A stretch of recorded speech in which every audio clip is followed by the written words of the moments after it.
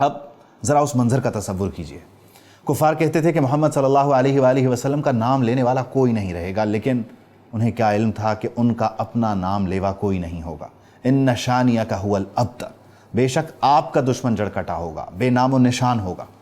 10 ہجری کو میرے اور آپ کے آقا صلی اللہ علیہ وآلہ وسلم 1,40,000 صحابہ کے سمندر کی قیادت کر رہے ہیں۔ لوگ جوق در جوق دین اسلام کی طرف راغب ہو رہے ہیں، اور کیوں نہ ہو، اللہ کا وعدہ تھا وَرَأَيْتَ النَّاسَ يَدْخُلُونَ فِي دِينِ اللَّهِ أَفْوَاجًا، آپ لوگوں کو دیکھ لیں گے کہ وہ اللہ کے دین میں فوج در فوج داخل ہو رہے ہیں۔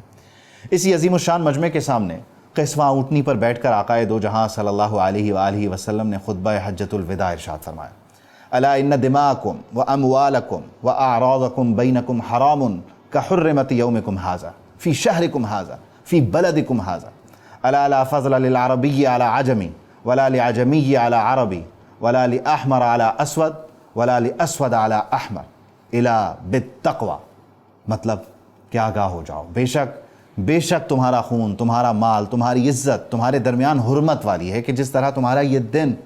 حرمت والا ہے، یہ مہینہ اور یہ سرزمین حرمت والی ہے۔ جان لو کہ کسی عربی کو عجمی پر اور کسی عجمی کو کسی عربی پر کوئی فضیلت نہیں، اور نہ کسی گورے کو کالے پر اور نہ کسی کالے کو گورے پر کوئی فضیلت ہے، سوائے اس کے کہ وہ متقی ہو، تقوی والا ہو۔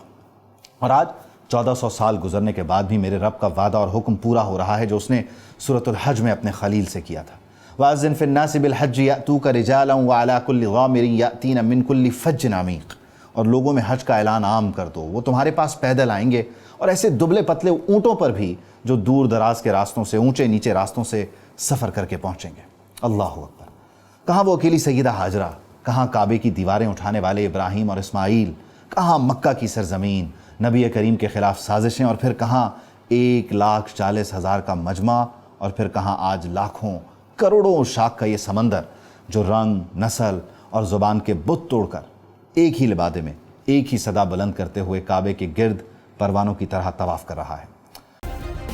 سبسکرائب کریں اور بیل دبائیں تاکہ کوئی خبر رہ نہ جائے۔